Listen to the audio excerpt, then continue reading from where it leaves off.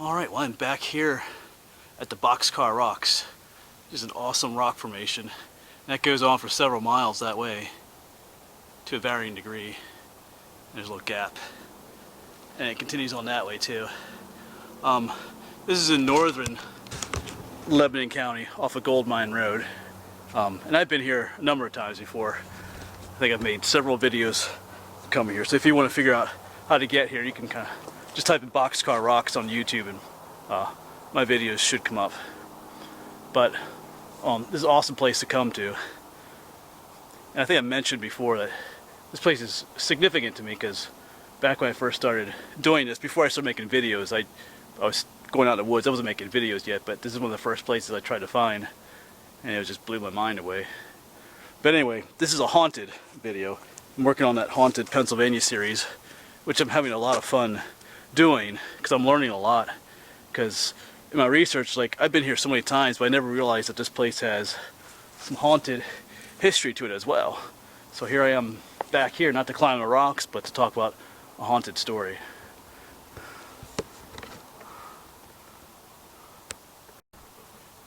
Yeah, so like I said, I'm learning a lot even about my own local area when it comes to these haunted legends, like the haunted lore of the area. And it's pretty cool. So this story talks about a ghostly apparition that appears in this area of the Boxcar Rocks. The story mentions an old railroad bed that's on top of the mountain here, but there is no railroad bed on top of the mountain. There's one down in the valley. We're going to go there next. So I'm sure it's the same railroad bed, but you know, as stories get passed along, you know, things change. So whether the railroad bed is on top of the mountain or down the valley, it doesn't really matter. So it's somewhat ambiguous as to where the ghostly apparition appears. You know, some say it's up here in the rocks, some say it's down on that railroad bed. Of course, like the one that I read said that the railroad bed was up here on the mountain, so, but anyway, it doesn't really matter exactly where this ghostly apparition appears. It's the fact that people say it does appear up here in this area. So, cool. So I'm going to head down to that railroad bed shortly, and we'll talk more about what this ghostly apparition is. Of course, you've read the title of the video, so you kind of have an idea of what it's going to be. Alright, well, I'll see you down at the railroad bed. Let's take one last look at those rocks, though. That's just pretty cool. Actually, they call that the whale head. That guy right there. Alright, I'm going to head back down to the railroad bed.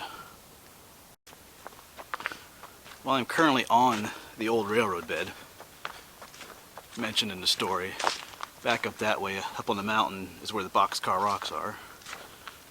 And on this old railroad bed is where our little story takes place.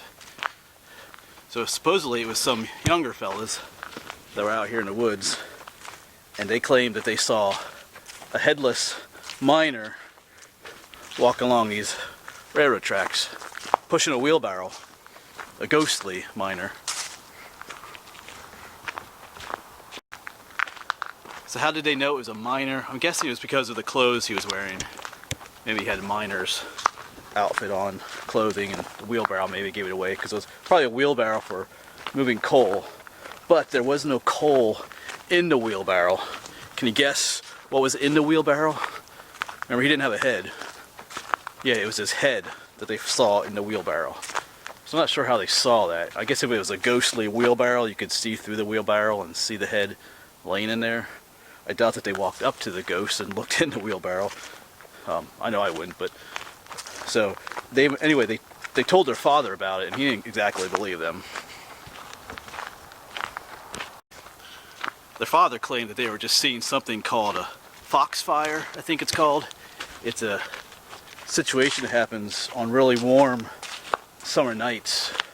When there's some rotting wood, it tends to give off like a greenish glow, almost like a fire.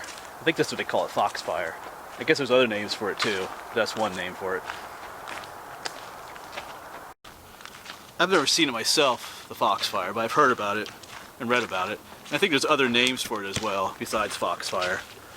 But it is something. Their dad told them that they were just seeing that foxfire from the rotting railroad timbers, what they use for the railroad ties. Of course, they denied it. They said what they saw was a headless miner with his head in the wheelbarrow out here. And I'm not sure how many times this apparition was seen, if it was just seen by that group of young boys, or if there were others out here that saw the same thing, but kind of makes a cool story. It's not quite dark out here yet, but it is getting dark. It'll be dark about half an hour, so I hope I don't really see the headless miner out here. Oh yeah, they say he lost his head in a mining accident, and there is coal mining in this area back in the 1800s, so that kind of fits. Yeah, so I'm not sure if there was an explosion, the dynamite, or I don't know. How else would you lose your head in a coal mine accident, I guess?